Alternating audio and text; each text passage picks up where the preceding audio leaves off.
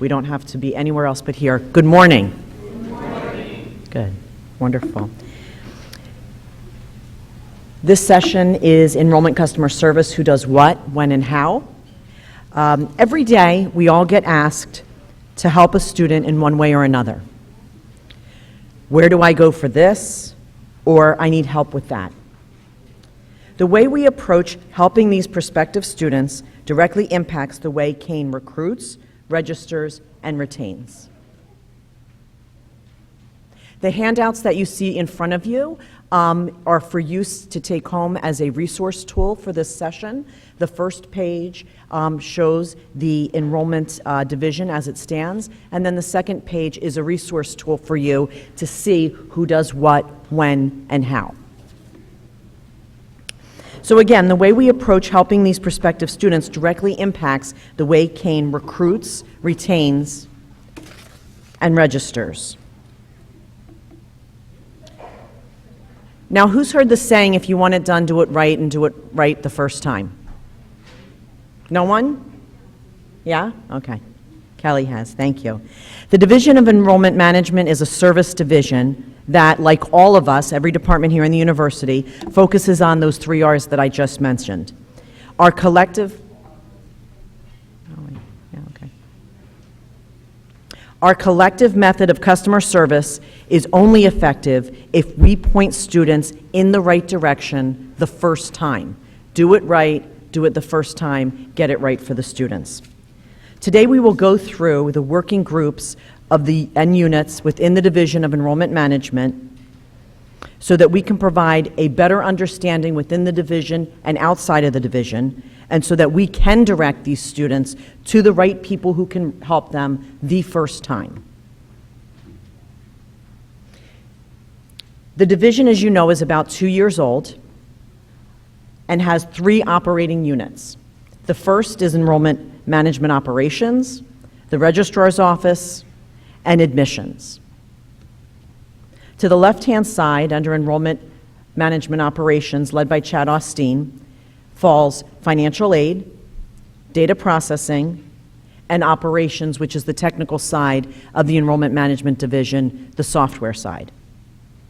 In the center of your handout, you see the Registrar's Office. The Registrar's Office has undergone a renaissance of sorts over the last 6 months under the leadership of Adam Stone, where we've reorganized and put into pockets different operating units within the Registrar's Office. Within the Registrar's Office, you see 4 operating working groups, which is the scheduling unit, led by Jennifer in the front, curriculum unit, led by Robin Roebuck, the one-stop call center, led by Anne Marie Kay, and the retention unit, led by Serena Solis. Adam will go into greater detail about these working groups during his portion of the presentation. To the right hand of the screen, you see the admissions department, and the working groups within admissions is undergraduate, which includes all of undergraduate, including transfer admissions, the graduate admissions operating unit, and then the visit experience operating unit led by Jordan Casino, who is taking care of all of the events and the event structure for the university, including open house, the one you're most familiar with, I'm sure. So to best describe what each working group does, we will walk through Kane's student life cycle and highlight where each working unit fits within this enrollment puzzle.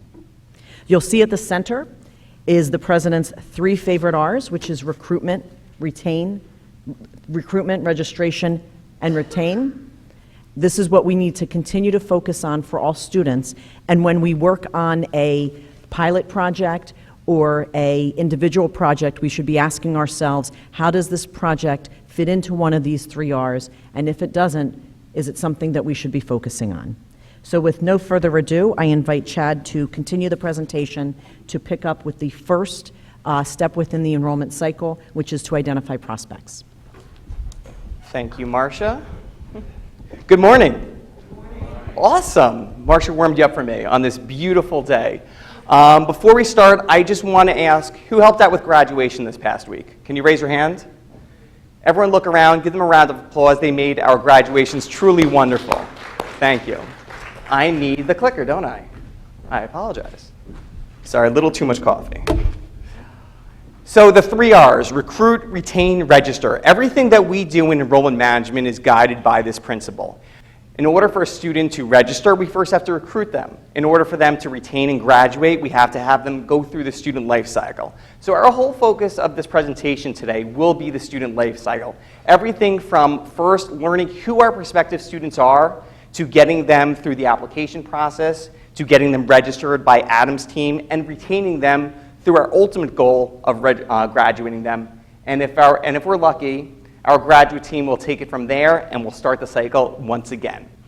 So we start our life cycle with identifying our prospective students. You've been to a lot of our presentations before. We always talk about the enrollment funnel. I promise you I'm not talking about that today. Instead of a funnel, we made it into a circle.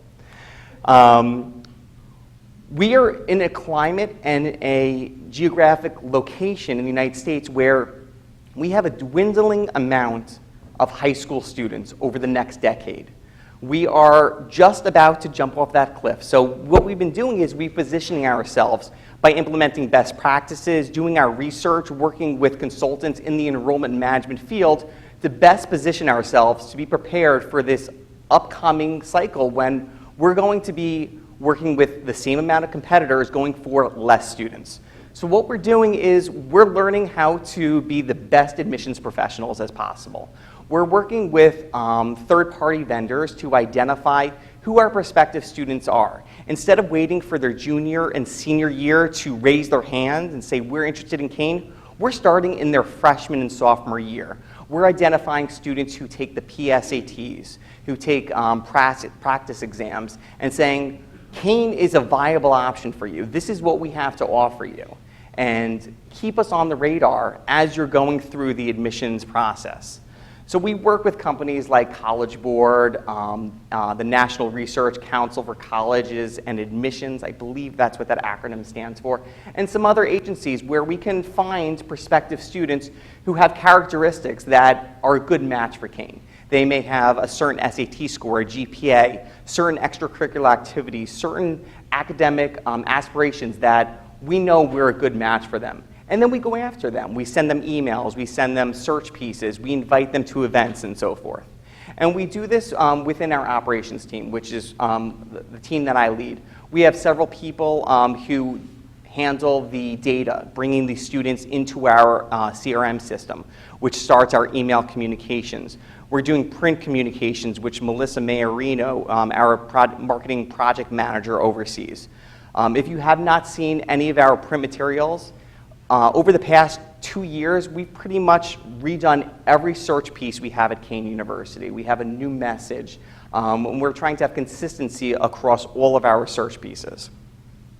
So that's how we identify these prospective students. We also have students that find us organically, which means that when they're searching, they come across Kane University. We're not necessarily pushing our information to them, but by word of mouth, by doing their own searches for college and admissions, we come to the radar. And they self-identify, and we call that them raising their hand. They're saying, we're interested in Kane. And we focus a lot of attention on those students because they clearly have a higher propensity to take the next step in the student life cycle at Kane University. So once our student, they're on our radar, we're on their radar, our undergraduate admissions team really takes over. They pretty much hit almost every high school in the state of New Jersey. We've identified our feeder high schools, those that give us high school applicants year after year after year. We cultivate relationships with school counselors, with principals, with anyone who we can develop a relationship with. So when a student approaches them and says, I'm interested in this major, Kane comes to the forefront of their minds. So we really value these relationships. We do mailings to guidance counselors, to principals, to assistant principals every year, letting them know about the new and exciting things that we've done at Kane over the past year.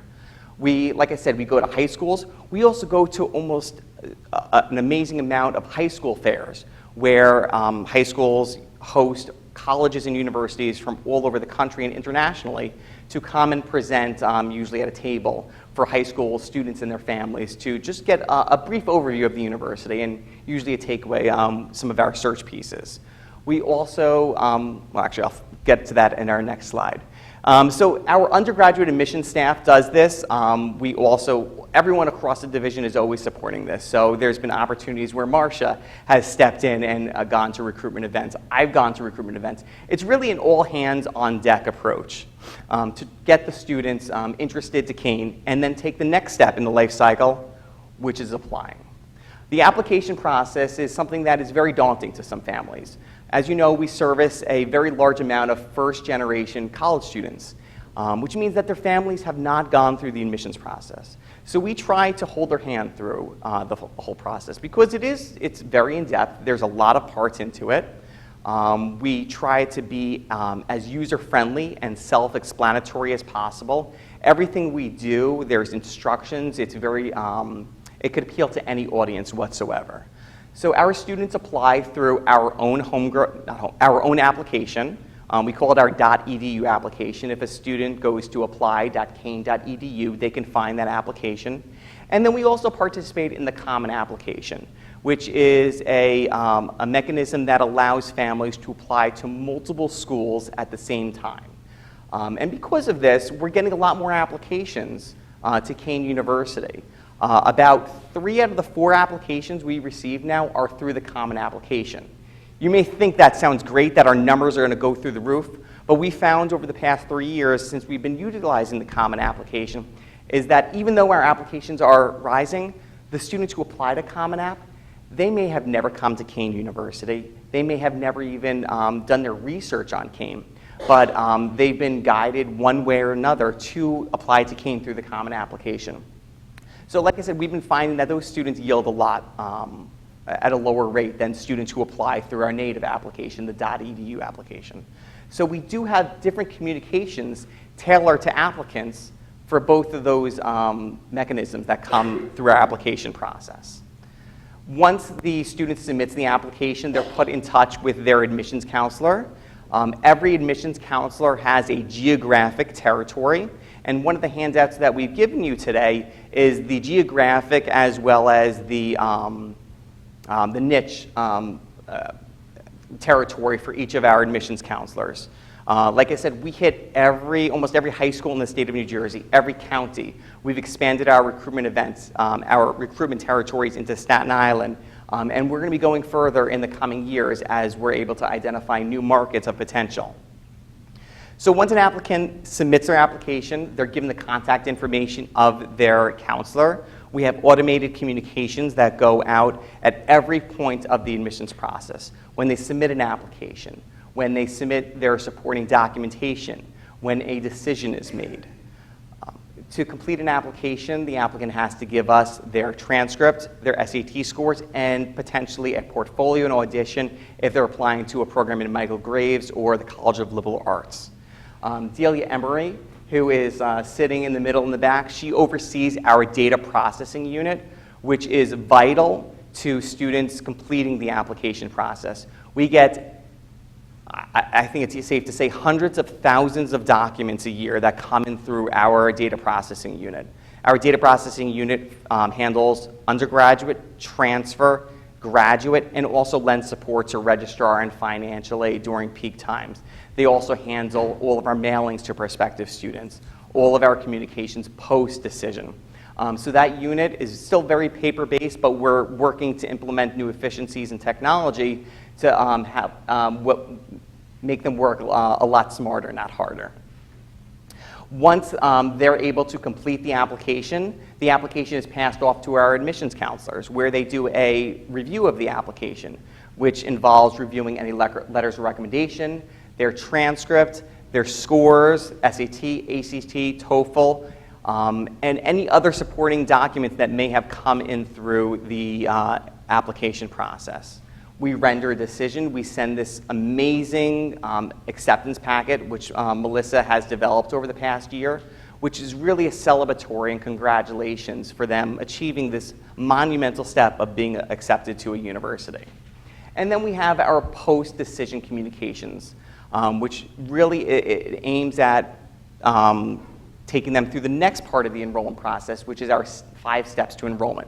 This is another piece which you may not have seen, And if anyone would like samples of any of these materials, these are for you guys. So if you ever want anything, reach out to your admissions counterpart, your admissions liaison, who is identified in one of the handouts that we gave you, and we'd be happy to provide you with this. And we're always looking for ways to make this better, more user-friendly, and really appeal to our population.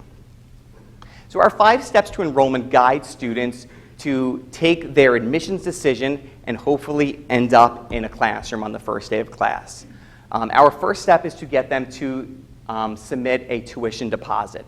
This is a non-refundable $175 deposit which reserves their seat in the upcoming class. This is a tuition deposit, so it is not an extra fee. Please keep that in mind. If a student, their tuition charges are $10,000 after the first year, it's going to be $10,000 minus the $175. So it's a credit towards their tuition. All freshman students are required to submit a deposit except students who are accepted through the EEO program. That deposit is not required for that population. And I should also just mention, I don't think we mentioned this at the beginning, this presentation really is focusing on the undergraduate, the freshman population. In the coming professional development days, we will do a separate one for the transfer and graduate populations because that life cycle is a lot different than what we're describing today. After the student deposits, or in the middle of depositing, there is not necessarily a certain sequential step for our 5 steps, for the first 3 steps. They are required to take placement testing. There are certain students based on their SAT scores that could be exempt from placement testing, but those that are not are tested through the Center for Academic Success, where they take a standard, the AccuPlacer exam, which assesses their math abilities as well as their English and writing skills. And this enables us to place them in the appropriate freshman seminars for English, writing, and mathematics. If a student is exempted, we send another communication congratulating them on not having to test and telling them they could skip this step and go to the next thing, which is the pre-registration advisement, also done through the Center for Academic Success. This is where students, after they test or if they're exempt from testing, will sit down with one of our CAS staff members, and they will help them register for their first semester. They will tell them which classes would fit into their schedule. Maybe they'll give some insight into the personality of some of the instructors. This will work best with your work schedule and so forth.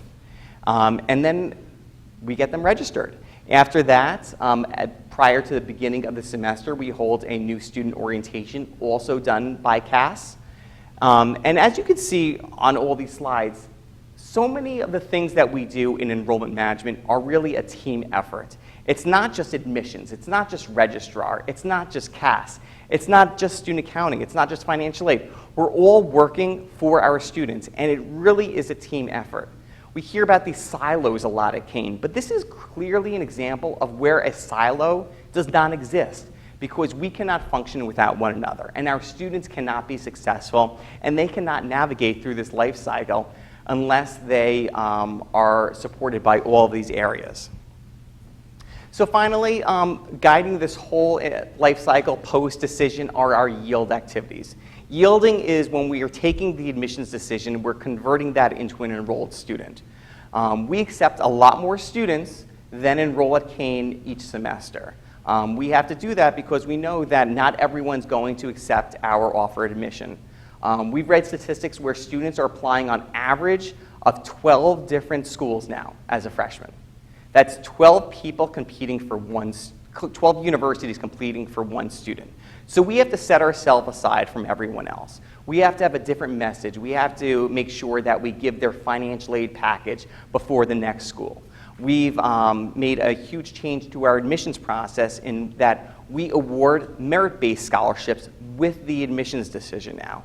Prior to about 2 years ago, we would accept a student, and then 2 to 4 weeks later, the Office of Scholarship Services would send the merit scholarship. That's now included in the acceptance packet. So they read their admission letter, and then right under it, there's potentially another letter saying that you received an award which will be $4,000 over each year for the next 4 years. And so we're hoping that when a student sees that, that they'll jump on that offer and they'll submit that deposit. Another thing about the yield is that students tend to make multiple deposits. Our deposit is $175. For some families, that's something that is hard for them to come by. Other families, they're willing to make that deposit and lose that deposit if they don't come to Kane University. So we have to make sure that our message is consistent and continuous prior to the student enrolling in class. Even if they give us a deposit, we want to get them on campus. We have accepted student days. We have regional social events. We had an event last week down in Monmouth County where Jennifer Canellis, our director of admissions, who recruits within Monmouth County, held an accepted student social, just trying to get students to deposit, and those that deposited, connecting them with current and prospective students to truly make them feel comfortable at their decision to come to Kane University. Winding down, post-admission, all of our admissions counselors and support staff across the Division of Enrollment Management make phone calls to all accepted students, offering them a congratulations and encouraging them to take the next step in the enrollment cycle.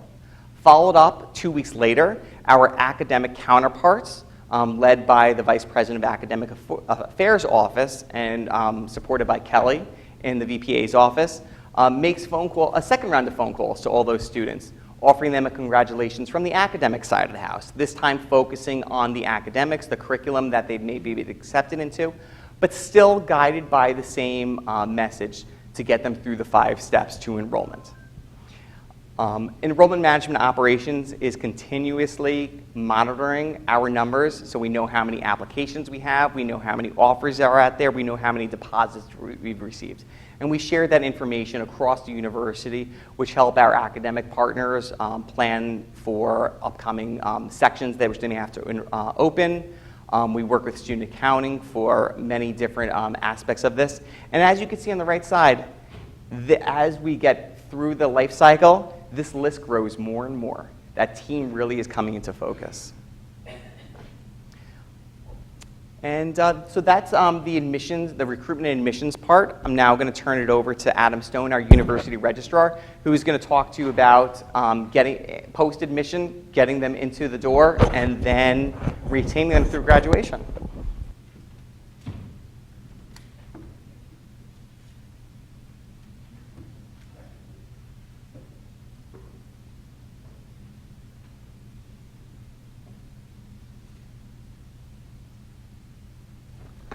So as Chad had said, I think I'm going to stand on the floor if that's okay. I'll block your view a little bit less maybe. This whole process of enrollment management is very much a team effort. And so what we've done is we've kind of isolated for you different tasks into buckets. It looks so clean on paper in terms of we have this step and then this step and then this step. In reality, it's more of a blur where we have people working through processes together. There's a lot of collaborative efforts. So registration happens, as you know, throughout a student's entire career, but it's a very definite handshake with the admissions process where our team is working with the admissions group to register and enroll the entering freshmen as a special operation, and then we continue that process on throughout the student's career with us. And so in order to register, let me just take a step to the right for a second and just talk about scheduling. There has to be a course catalog, a schedule of classes in order for there to be something into which students can enroll. And part of our team, Jennifer and her team, work very laboriously to make the schedule of classes happen. And so we create all the course sections, additions, changes. We assign all the classrooms. We work through the faculty assignments to make sure that the rooms are optimal for the faculty needs, for the student needs, and believe it or not, that whole process is very much part of the retention effort as well. We have a number of students with particular needs for technology or maybe mobility issues or curricular needs where they need to be in specific spaces, and likewise the faculty need those spaces to teach. And so we're taking all of that into mind as we put through the schedule of classes and the room assignments. We also work with CAS and other people to make sure that the schedule of classes is optimal for student needs so that students can retain and graduate and make meaningful progress through their career. So once the schedule of classes is set, then registration happens. And I think that you probably know most of these steps. We certainly deal with priority registration, again, to respect, to acknowledge different student needs, student populations, and to reward, in some cases, student participation. We handle processes that manually register students if necessary, petitions, independent studies, theses. There's a whole list of things that I'm sure you can read as well as I can, so I won't read the whole list to you, but that's a lot of what we do in terms of registration. We deal with undergraduates taking graduate coursework. That's something that doesn't maybe come up in everyday conversation, but that does happen at Kane, and we welcome that and encourage that whenever possible, just to bring out one of the points. And if I can figure this out. Excellent. So throughout the registration process, before, during, and after it, we have a one-stop unit, and that participates with advisement weeks. We'd like to have our students advised. That's certainly a very keen goal of Kane. Say that 3 times quickly, to make sure that students get the best advice for career progress and classes as possible. And so we provide all kinds of academic services. We work with the financial aid team, process, disseminate, collect forms. Sometimes students do need to leave us. They withdraw from the university. When that does happen, we try to work with them to find out why they're leaving. Is there something we can do to get them back? How can we retain them? It's not just a goodbye and good luck conversation. It's always from the perspective of retention and how can we help the student to return at the earliest possible opportunity. Part of our one-stop operation includes a call center, and so we have a very dedicated team of people who place and receive calls. On the incoming end, that's our incoming call center for the department and for much of enrollment management. As students call with different questions, we have answers or route them as expeditiously as possible. But we also have an outbound team that places calls, and so we're helping with the admissions process again, another handshake opportunity for us, where we're reaching out to prospective students and helping them to navigate our process. We mount all kinds of retention campaigns, and so we're reaching out to students who maybe didn't enroll to encourage them to do so. We work with the financial aid team and try to identify students who maybe didn't do a FAFSA and call that population. So we try to find students who maybe have a particular need, anticipate that need, and reach out to them through our call center and through email campaigns as well, so that we can just help the retention effort, help them navigate so that they are in the best possible chance for success during their career here. And again, likewise, I talked about the withdrawal process. Sometimes we go through a deregistration process as well. Students are expected to pay tuition by certain deadlines, and sometimes for a variety of circumstances that doesn't happen, it's not possible, and so we do go through a deregistration process.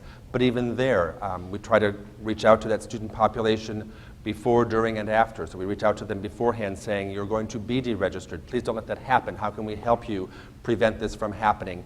And then for those where it did ultimately happen anyway, we reach out to them again saying, so sorry it happened, but here we are. How can we help you come back? We'll help you get your classes back. Here's what you can do to make your payment by our deadline, so that we're always about this retention effort. Our curriculum unit, this is a large unit in terms of diversity of operations within one unit. So the curriculum unit maintains the transcript. We print and release transcripts. We post all kinds of, if a student returns and it goes on to amnesty, we post that. Any kind of academic honors we post. We collect the grades, post that. So end of term processing, as the faculty grades are coming in, we make sure that those get to the records, that they are indeed correct and valid grades for the right student, for the right type of class. If there's any kind of change of grade after the fact or incompletes, we monitor all of that.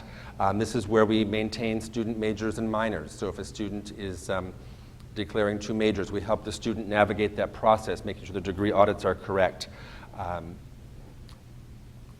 We issue diplomas at the end. I'll get back to graduation in a second. That's a separate slide. But both diplomas and transcripts are sometimes notarized. We issue special documents as students, international students, need to carry a document back to their home country, or even if it's not their home country, but they're traveling to another country, and they may need to have a specially notarized document so that they can get an apostille and enter their country with the right certification, so that the country that they're traveling to recognizes the credential that we have given them. So we work through that process. We verify enrollment and degrees. And then kind of on the right-hand side, you'll see we do all kinds of demographic things with students. We are maintaining dates of birth, social security numbers, addresses, citizenship, and so on and so forth. We report all of these different statistics: enrollment status, enrollment load, graduation status. We report to the National Student Clearinghouse. Does anyone, let me embarrass you. I don't mean to embarrass anyone. Does anyone not know what the Student Clearinghouse is? Is this a new concept for people? Excellent. Thank you for raising your hand. So there's a few people here who don't know what that is. So what happens is students in pretty much every university in the country, if there's federal financial aid involved, the lenders require us to tell the lending agency the student's load so that the lending agency can determine whether the student aid paid is valid, appropriate, and when the student has to go into repayment for any kind of aid given. The way that the lending agencies know that the student is enrolled is because registrar's offices around the country send files out every couple of weeks to say, here's all 15,000 students, here's what they're registered for, here's what they're taking, not their classes, but the number of credits that they're taking, their class standing, and so forth.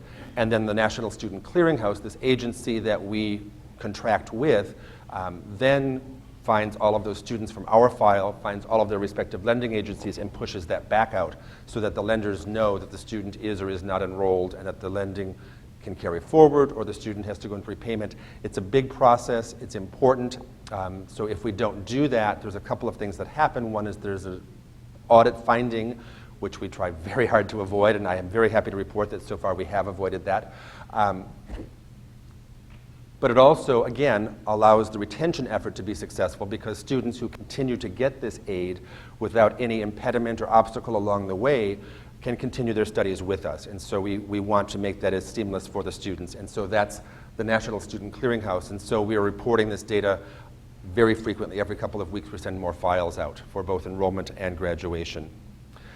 We respond to subpoenas, we respond to all kinds of enrollment requests so that students can, for example, get New Jersey Transit discounts by virtue of being enrolled, but we would have to certify that they are indeed enrolled to get that.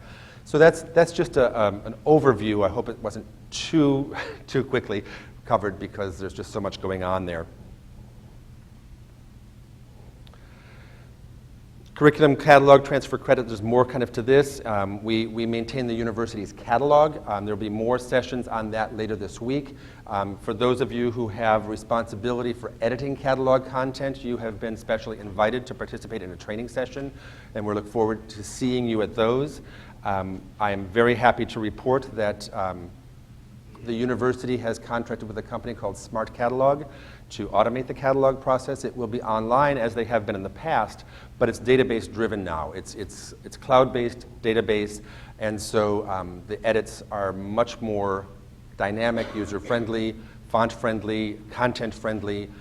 So we're very excited about this potential with the Smart Catalog. We also keep the catalog current in Colleague, which is our student information system. Some of you know it as DataTel, although that name is kind of falling out of usage, but Colleague is the correct name. We handle all kinds of curriculum updates, and so as departments add new majors, add minors, phase out programs, update requirements for programs. It's the same program we've always had, but there's new courses involved. So we keep this going in terms of what are the current requirements by catalog year, and we keep those updated both in Colleague and Smart Catalog, and we also revise the degree audits. Part of this unit as well handles all kinds of transfer credit. Am I blocking your view?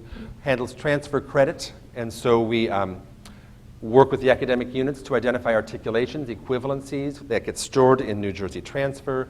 We use the articulations then to process all of the transfer credit requests. Chad said at the beginning this is primarily a talk about our freshman students, and indeed it is. So that means most freshmen don't come in with transfer credit, except that they do. So some freshmen do come in with pre-existing credit. They may have taken some credit while in high school or in the summer between high school and college. They may come in as a freshman with credit. We have to evaluate that. Others come in as freshmen with no credit. That's great. But they maybe take a summer class someplace else, and that comes in as transfer credit after the fact. Regardless of when they've taken it, that doesn't change what we do with it. The transcript comes in, we evaluate it for equivalencies, and post that credit to their record. And the same kind of thing happens with a variety of non-classroom-based instruction, be it AP, CLEP, language credit from NYU or other places, departmental exams, life experience. There's a whole wide variety of different kinds of credit that happen, and the curriculum team, the transfer credit evaluators, manage all of that for us.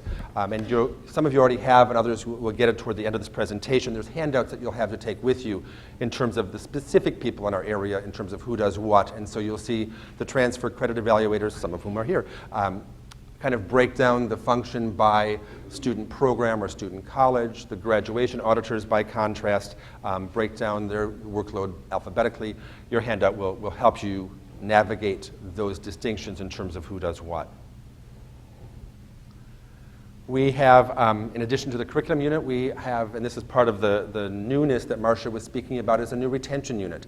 This unit is about a year old in the registrar's office. It's very exciting to have this. I think that very few universities have a unit like this. We are very fortunate to have this, this resource within the registrar's office. And so what we do is we, through this team, we analyze all kinds of data that we can get our hands on. We look for student enrollment to find patterns. If students don't re-enroll, we find out where they went and why. There's all kinds of analytics that happens to help us determine the best way to retain and graduate our students. We participate with faculty in their advisement process. We plan various retention and registration events. Communications of this, we process leaves of absence. Again, just it's a retention view, people who are specifically tasked with identifying who the students are who might need help and anticipating that to get out in front of that curve, and also working big picture analytically to figure out the best way for the university to proceed down different avenues so that we can best be prepared to retain our students.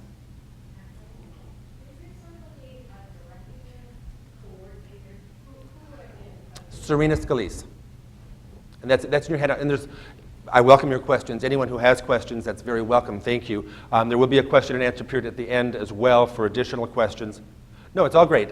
So I welcome the questions. But Serena, and that's on your handout as well.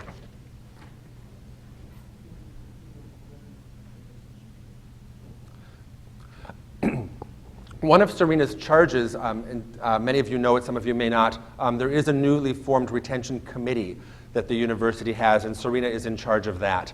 And so that committee is made up of individuals from around the university, from faculty folks, CAS folks, other enrollment management folks, anyone who has a perspective on student retention efforts that can inform the process has been invited to that.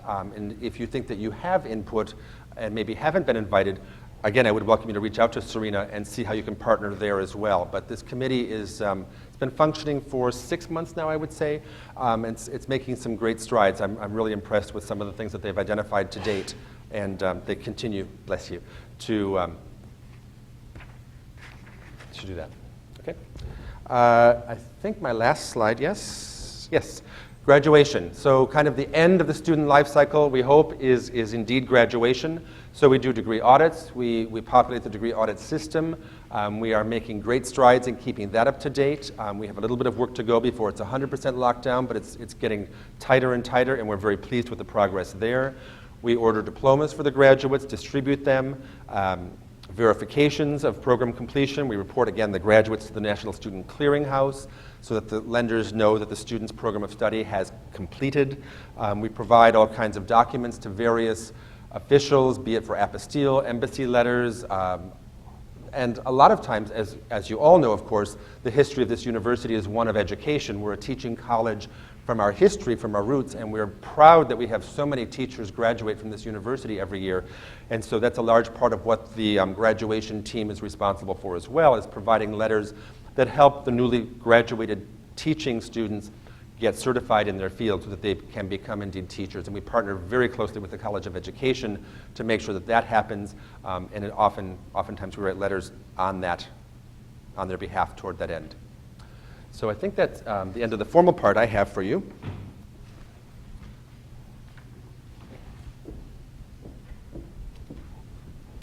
Okay.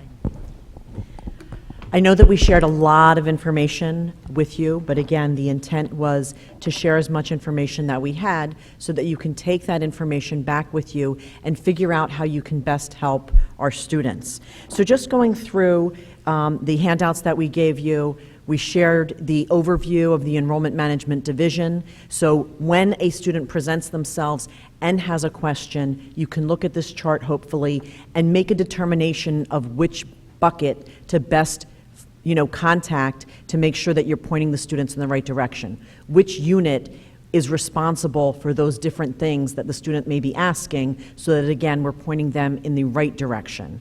And then the second part that we had passed out was the handout, which is basically a directory of the Enrollment Management Division staff. And as you go through it, you'll see that each unit is broken down within these pages. So this, again, would be a resource tool for you so that when a student presents to you and has a question, that you can direct their questions to the correct and appropriate department. Does anyone not have a copy? I know a couple of folks came in later. Chris and Shehab were circulating them. Maybe they can make sure everyone has a copy. That would be great. To kind of recap, the purpose and the intent for all of this is, again, how many people, show of hands, get asked a question from a student or a prospective student at least once a week? Right? If we do not listen to what their question is and point them in the right direction, we need to realize we're actually pointing them in the wrong direction.